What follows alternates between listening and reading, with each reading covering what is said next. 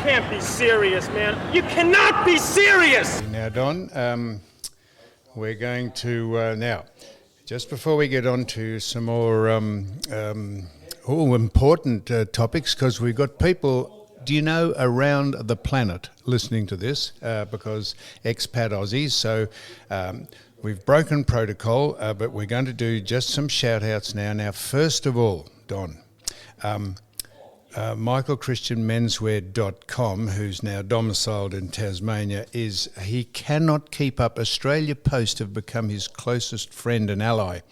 He is mailing out as we speak, working feverishly, packing hats and bucket hats and caps. Not sure about the T-shirts, but you cannot be serious caps. The signature caps that you signed on, at least they can read my signature. If you're going to do a signature on a cap, make sure that people can read it. Yours was just a squiggle. It was just a line, which probably is about as articulate and as erudite as you get. But that particular cap, Don... Who are you talking to? I'm talking to you. Why? But I've been upstairs. No, but no one knew that. And this was my point. When I went out to get the feather duster, you could How long you been going? You're an idiot. How long you been going? That is the first sign of madness, talking to yourself. I was trying to prove a point, Don. When I went out to get the feather duster, I said, see if you can carry a conversation for 30 seconds till I'm back. And you said, oh, no, I can't do that. Jack, he's gone down the back. I can't think of anything to say, Jack. And I can hear Jack calling from upstairs. And then I came back and you absolutely went nowhere. So I have been speaking So do you talk to yourself when I've been speaking about shout-outs because I called out to you twice before I started recording this. I said, come down, we're about to start because we've got a guest coming in at 10:30. And so then I pretended you were here. And no one would know you weren't here because I can carry on a conversation. Yeah, but you live by yourself, and this is obviously how you entertain yourself. You talk by myself, and I get entertained by the television. I don't talk to myself. Obviously, you do. And that's the first sign of madness when you start talking to yourself. Don, and we're into the shout-outs now. So this is... Can I give one to Luke Winning? Well, hang on. I shouldn't mention his... I just mentioned his surname. I shouldn't have done that. Just a minute, Don. He's lost. He's been on Kate Save's thing, what is it, food, 4 weeks. Be Fit Food, 18 kilos in, I reckon, 4 weeks, 5 weeks. 18 kilos, that is 2.5 stone in the old Imperial. Obviously a porker to start with. Well, he must have been, but he does like his beer of a weekend. Ah, good. Good, so he's got to get off the beer. Yeah. Now, Plugger told me that, Luke, so you've got to get off the beer, but that's an incredible effort, isn't it? On Kate Saves Food, Be On Fit Food. Be Fit Food, Not sure how he has lost. I wonder if they're putting the code in, SAS. Oh, jeez, we've got to clean this up. When do we get? We need someone who's a little bit. We are dinosaurs, aren't we? And then James Stewart, Dr. James, on the medical-based, what is it you call it? Plant food. Yeah, it's marijuana oil. Are you still on it? Yeah, I am too. I've got to get some more. No, I am on it, and it's... How are your fingers? It's good. Excellent, Don. Well, how are you gripping the golf club? They're excellent. I can open and shut them. That's why I do it. That's what you normally do with your hands. No, but sometimes they click open and click shut. They click. Click. Can you put your hands near the microphone so we can hear the click? Right, just a minute. Did you hear that? That's how they click. Did you hear that? Did you? You didn't think I could do that, did you? Yeah. Right, so... Oh, shit. So, Don... Are you on drugs this morning? Am I? So I'm doing the shout-outs. Michael Christian. Michael, how is he? Somebody wants to contact us. He texts me. Don, let me finish. Just let me finish Michael. a sentence, please. The hats that you signed, the caps, the You Cannot Be Serious caps, the baseball caps, the signature he sold ones. out of them. He sold out of them twice, Don. Twice? Twice. And they have become collector's items. And they're gone. You know, a couple have gone to Israel. So much so, Don. These are the shout-outs from Mick Christian. G'day, Sam. Shout-outs. Paul Galley. Don't just Galley. Galli. From Delmar, California. Delmar, California. Never misses a podcast. I think Michael makes these names up. Well, I think he sits there. He's got nothing to do. He lives in Launceston. There wouldn't be anything to do in Launceston. He reckons he goes for a walk. Well, I think he sits at home around. He's got the Ayatollah down there. Yeah, she's baking cakes. Well, he would. She makes very nice cakes too. I wouldn't mind one. Send one across, Michael. You think? I think he just sits at the kitchen table and makes these names up. Well, Don, I've seen. He sends me a list of who he sends. Yeah, but it's all make believe, Johnny. He sends me a list of who he sends these people to. I've seen the post because you've got to register them when you send them. I've seen the registered mail going to Delmar, California. He's got nothing else to do but you sit can't forge it from the post office. He gets the receipt. Anyway, where else are we supposed to be going to?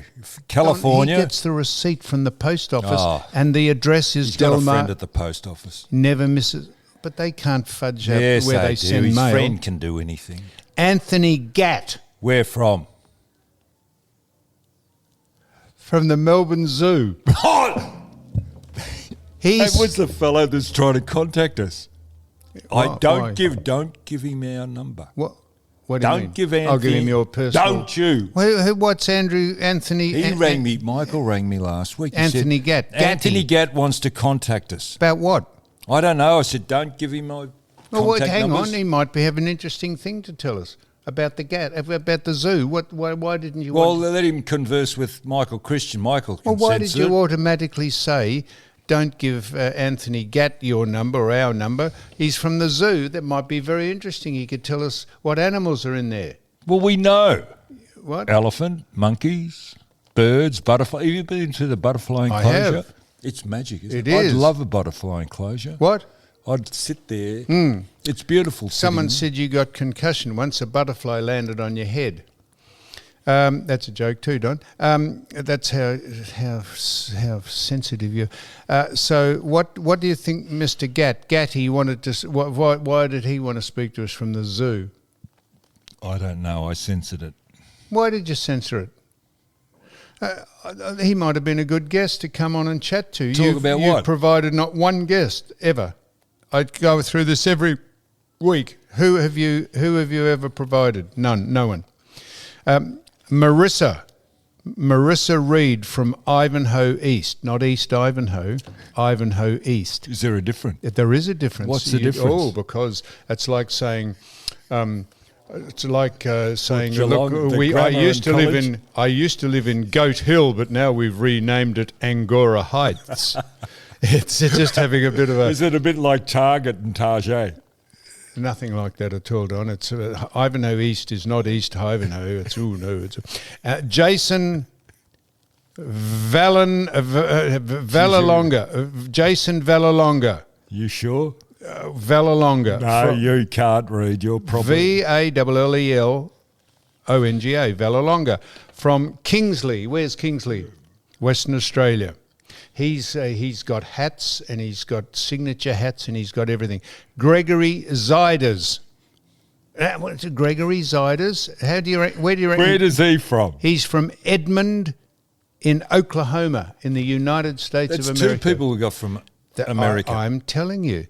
Gregory is a big fan of the podcast. I wonder if he's Australian.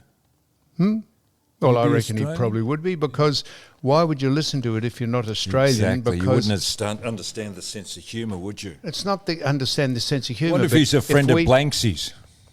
If we talk about topical things that in a country that he used to live in, it's more entertaining for him. It's more relevant. If people a bit of nostalgia, do you think? Well, of course, Don. Of course. And I want to send now these are my shout outs. And I have a reason. I went to the Melbourne City Council because I had not a complaint. I did have a complaint about a parking ticket I got. Why didn't you take it up with our friend? She's been on the podcast. Who's our friend? Sally Cap. Well, I indirectly did. I wrote to the Mayor's Department, Lord Mayor's Department. That's who it says to write to. And I had a query, not a complaint. I had a complaint, but a query about a parking ticket I got. So I exchanged emails with the address I was given, and they said no, they wouldn't rescind my parking ticket. Now, just before I go on, I don't want you to think because I write in and want a parking ticket rescinded. There was a misunderstanding, and I couldn't explain it personally I couldn't explain it on the email to my satisfaction. So I went in on the off chance I could speak to a woman who signed her name on the bottom of it, called Caroline. And Caroline came out to speak to me, and she was so helpful. Oh, great. And this is not a suck job. This is not blowing wind. This is, I explained that it was a misunderstanding. I won't explain the details as to why I got a ticket. And she said, yes. She said, all right, I'll accept that. Was that on the ground floor at the town hall in this tree? It used to be the tree. Yes. I was an employee of the city council, and you used to take traffic policeman. Well, I used to look after bylaws. Bylaws used to be in that comes under traffic. But if you had a complaint, you usually went to the so ground you worked floor. At the Melbourne City Council under I can bylaws. tell you that the Lord Mayor's department is on the second floor. Well, I wasn't. I went to the traffic place, and that used to be in Little Collins Caroline Street. came out and said, I explained why I got a ticket, and she said, yes, that's a bit ambiguous what you've said. I tell you what, she said, is a show of good faith, and I don't want you to think that it's because it's me. I think it was. It wasn't because. In fact, I would have thought, rather than let it off because it's me, she would have insisted that I get a ticket. But she said, no, that's a reasonable explanation. And she said, I will rescind it, but don't do it again. You must understand why you got a ticket in the first place. Do you understand why you got the ticket? So what I'm saying is the Melbourne City Council Employee of the Year is Caroline, not because she saved me the $112 or whatever the ticket was, but she took on face value what I said, and she accepted it. So I want to send a shout out to her. This is diplomacy. This is your council. Well, that's coming from Sally Cap. This is the council.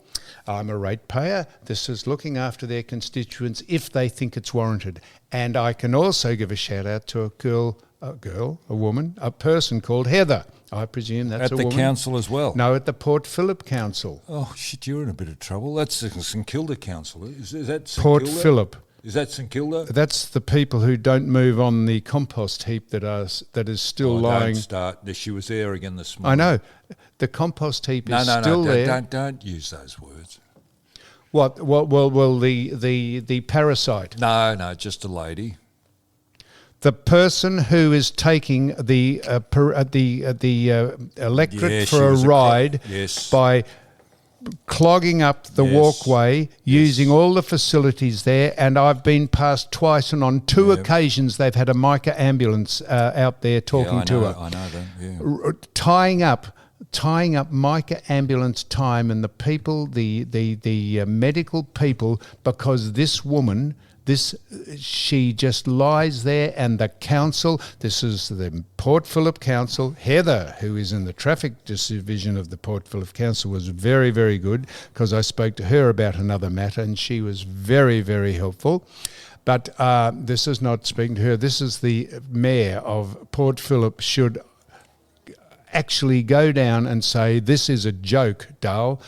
Get your ass off the footpath and stop taking the time up of the Mica ambulance people who have to come down on a regular basis to see why your health is deteriorating, because you lie on your ass smoking and doing nothing else, and you're in the way of people with dogs and kids and people who are visually impaired who can't see you and trip over you, and you use up all. She's not that bad, but she is that bad. It's not a good look.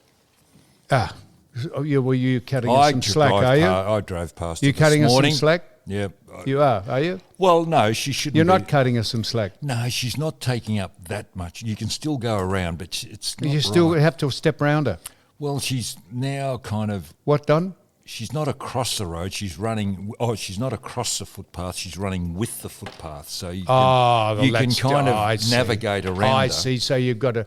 Instead of walking right round, and now you just only have to step a couple of steps go around left it. or right. And if you've got a pram, if you're wheeling kids in a pram... Well, you can go... You can to push them into the gutter go. And then just pull the pram back up onto the footpath, do you? You are... It's God, Don, I don't mind you being the devil's advocate, but come up with something that's sensible. She is a pain in the arse. Oh, you don't even know her. She might be a very nice lady. As a matter of fact, I had someone go down and interview her. Yeah, I know. That's your agent. Yes. That was a couple of years ago. It was. It's a couple of years. She'd been there for 2 years. And she said she's lying there saving up money to buy an apartment. Really? Yep, that's what she said. No, that's bullshit. I've got it on tape. She's saying those words. She's not going to buy a bloody apartment. Of course she's not, Don. She's playing everyone on a break. You don't tell me you're that gullible. Listen, what do you do Sunday morning? I watch a show called Insiders on the ABC. Do you know it? No. Anyway, it's quite informative. It's political. There was a bloke on there last week, a reporter. They have different reporters coming in. I caught his name as Jack. I reckon he was really rude. David Spears is the host. And he's on his mobile. Can you believe he was on his mobile phone? They have 3 guests come in each week. And Jack was one of the guests, sitting on the couch. David Spears, the host. And Jack is on his mobile phone looking at his texts in between questions. Can you believe that? He might have been getting some information on the question that was asked. Well, I don't think that's... He might have been Googling some facts so that he could... Well, you can misconstrue it. I misconstrued it as being rude and looking at text because that's what normally people do. I'm sure he wouldn't be reading random text. Don't know, do you? He might have been asking for some facts and was getting some information. It wasn't a good look, let me tell you. Sorry about that. Why didn't the host say you're not on the... Well, I would have. And David Spears didn't bat an eyelid at it. I think he was polite. Maybe he realised he was actually doing some fact-checking so he could add to the conversation, Don. I don't know. That's know. correct, you don't know. And the other thing, watching ABC, they were doing a show on wind farms, the increasing number of wind farms around Australia. Can you remember a few years ago the bad publicity wind farms got in Western Victoria? People were saying they were getting cancer or they couldn't sleep. Killing birds. And all the rest of it. Noise. And they, farmers are now getting up to, or these people in northern New South Wales, getting up to $30,000 a year rent to put one of these farms, turbos or wind farm with, what do you call them? Props, propellers. What do you call those things? Turbines. Turbines. On there, they get $30,000 for one of them a year rent. Yet there's no mention of the problems they had down in Western Victoria. So what is the truth with regard to these wind farms? The truth would be that the people advocating them lie about their... What, the people in Western Victoria?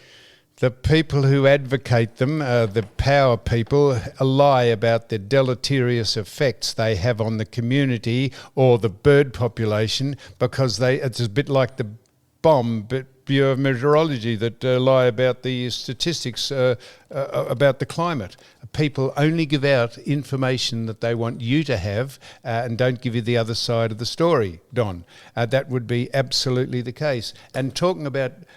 because they're doing this to try and save carbon emissions. Have a listen to this. This is how completely dishonest and corrupt the people who push climate change are.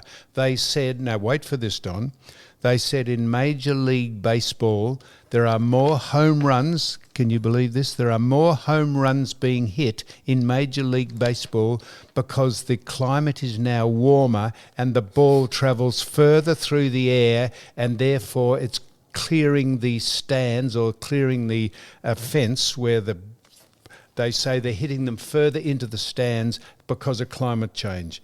And someone said, really? Is that right? Has there been any more home runs hit this year than 50 years ago? And they said, well, we haven't quite got the statistics about that, but we're saying the ball goes through the air further because of the warmer weather. And they had not one statistic to back it up. They are speaking absolute shit, Don. This is what happens. You have people who are so biased and so dishonest, just speak the narrative on a subject that they want you to have and don't have any other point of view because they are pushing their side of the story. Can you believe home runs are going further now because of the warmer weather? Well, I did my thing for climate change on the weekend. I went and bought an electric fence unit. Electric fence unit. So that people touch it, they get a shock. No, to keep the animal, my horses, away from the hay. But it was solar. Yes, so I thought I'd do the right thing and get a solar unit. Do you know I was going to swear then. It rained over the weekend and no sun came out. That's right. And I thought, what the fuck? And then it dawned on me, if you hook your house up to solar, what happens in winter? What happens if the horses wanted to wander over to get the hay during the night? No, it's got a battery in, but I had to charge the bloody thing. I had to get it's got a battery in, so it will work at night. It's got 4 hours, 5 hours or something of battery. It's a lithium battery, so it'll last. Why didn't you charge it up when it would start to rain? I said there was no bloody sun, you idiot. No, so why didn't you charge the battery up when it started to rain? You said you charged it up with electric. No, I didn't. The rain started. There was no sun. Yeah. How do I charge the bloody battery? Well, you said that at night time you charge the battery up. No, if the sun comes out, it will charge the battery. So the battery will take over and power the unit through the night. So you're saying it's not very effective during the winter? Thank you. No, that's what you're saying. So you can only use this bloody electric fence through summer. So did you see the picture on the same track, Don? Did you see the picture of the cars lined up in Gundagai coming back for the Easter break from Sydney? There were 15 electric vehicles, Teslas, lined up waiting to charge their batteries at the only 2 power stations. Joking. There were 15. It takes you half an hour, doesn't it, to charge your battery? Took them. No, one car, isn't it? Half an hour? There was a maximum time you were allowed to charge your car up of 40 minutes. So if you were sixth in line, 6 4s are 24. You're there for nearly 6 hours. Nearly 6 hours.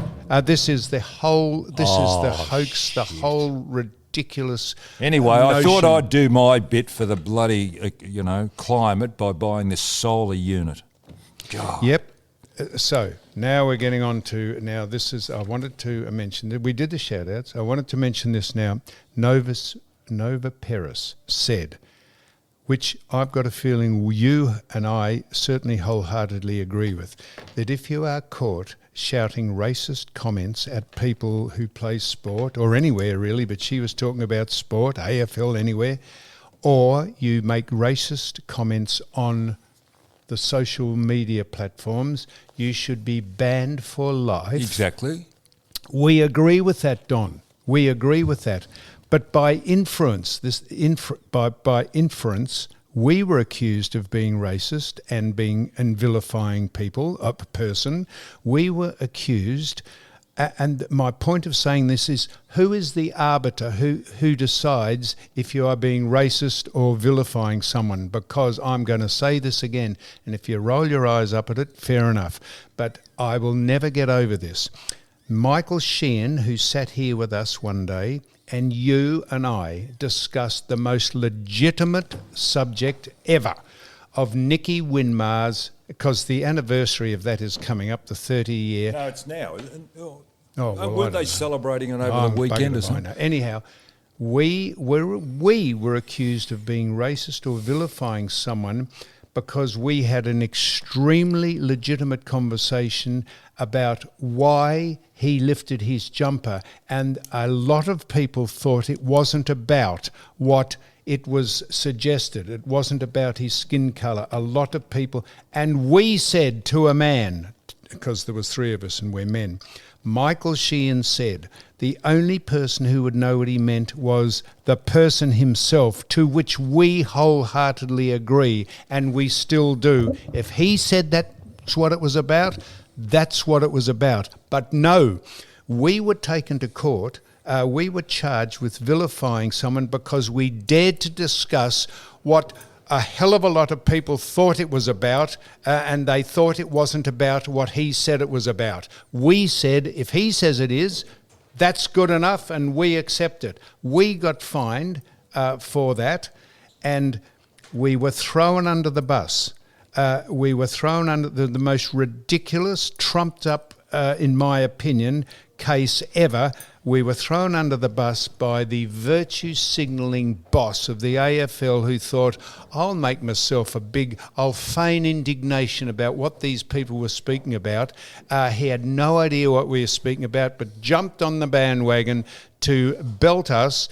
You, who have done more for this game than most people, you saved the club that you play for from disappearing. I played 300 games. Mike Sheehan's got a room named after him for a tribute to journalism, and he threw us under the bus for daring to discuss a fairly controversial incident which we agreed with Winmar, but still were fined. And I'll never, ever forgive that man for being just a grub, by being a buffoon, by throwing us under the bus, just to show how virtuous he was, just appeasing his own white supremacy. Did you see the photograph of the St Kilda players who participated in that game? I think it was last week, lifting their jumpers. They were sitting in a football pose, you know.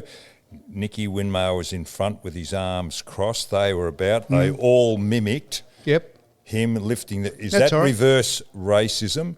And also there's a hypocrite in that photograph too. No, and I'm not talking about Nicky Winmar.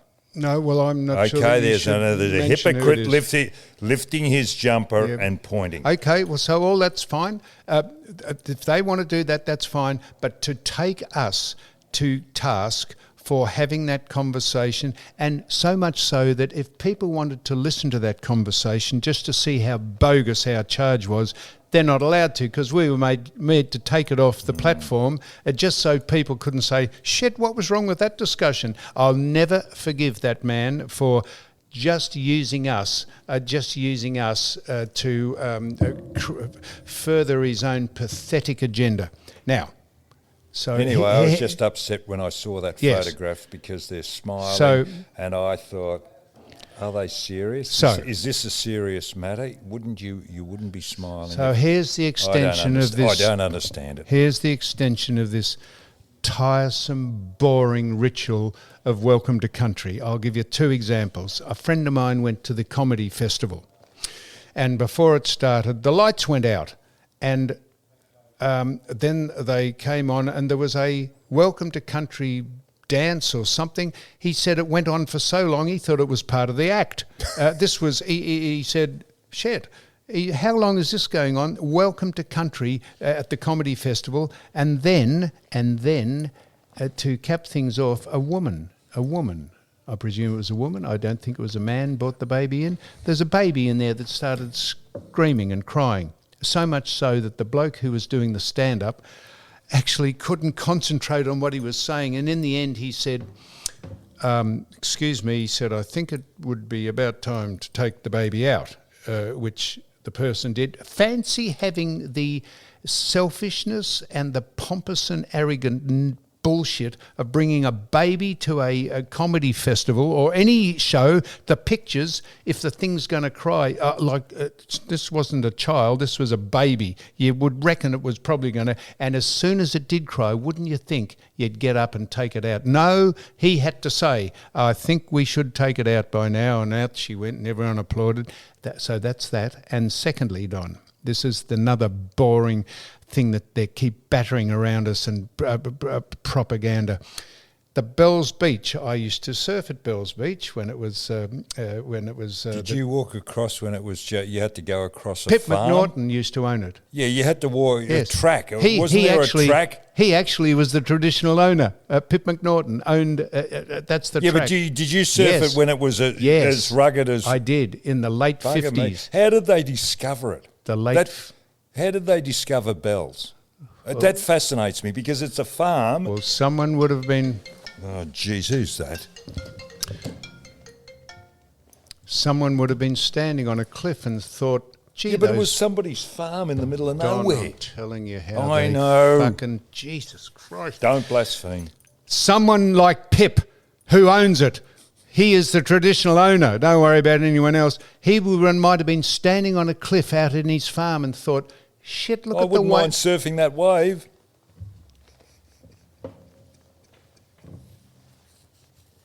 Holy fucking hell.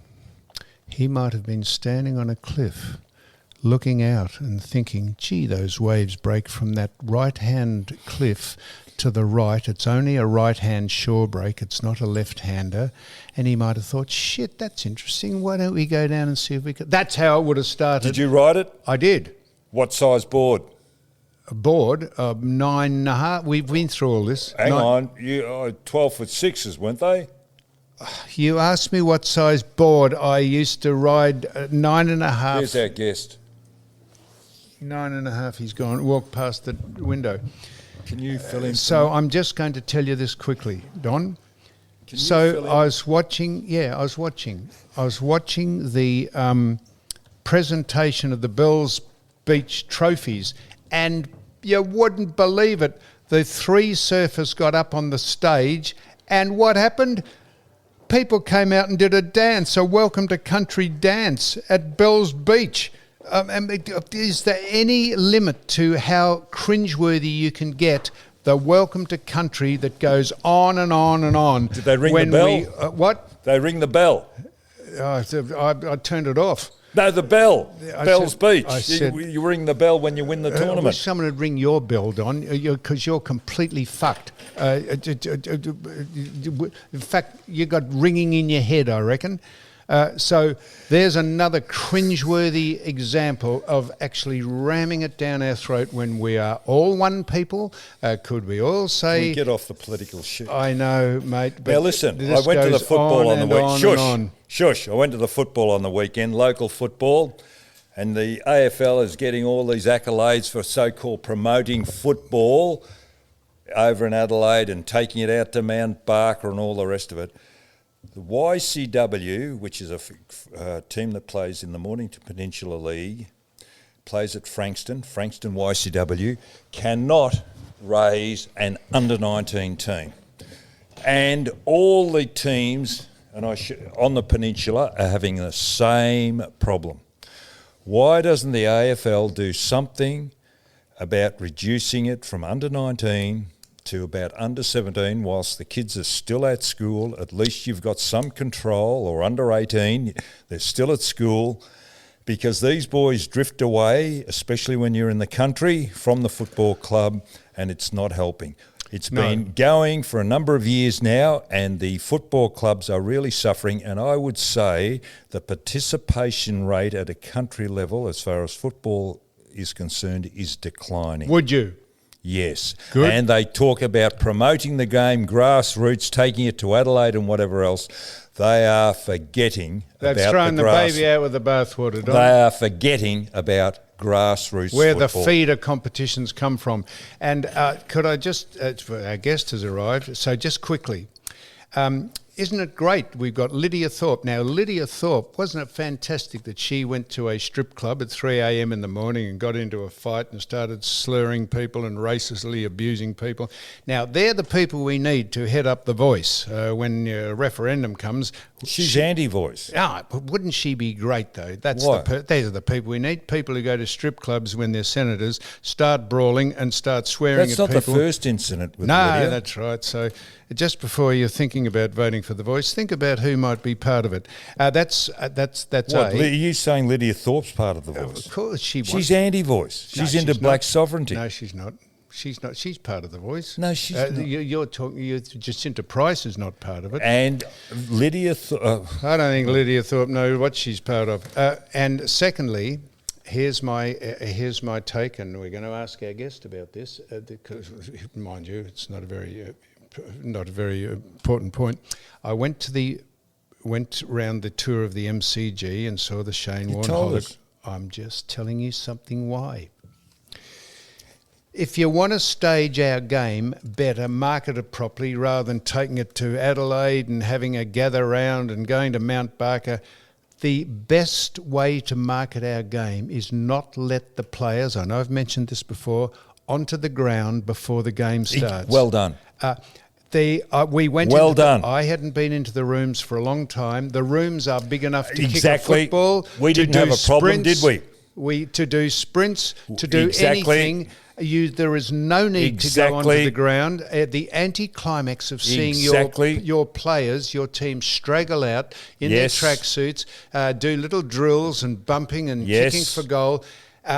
When the game starts is when the players run onto the ground. Exactly. They're all warmed up. The umpires come out. They shake hands. They toss the coin, and they get the game started. You're missing one other point. If you point. couldn't work out that's how to promote a game, rather than all the You're bullshit missing out some other point, the air or the sense of anticipation as to who is actually going to play on the ground, what position they're going to play. All this is the build-up. There is not a better feeling than that prior to an AFL Grand Final, when they just hit the ground, and that sense of anticipation is unbelievable. Say no more.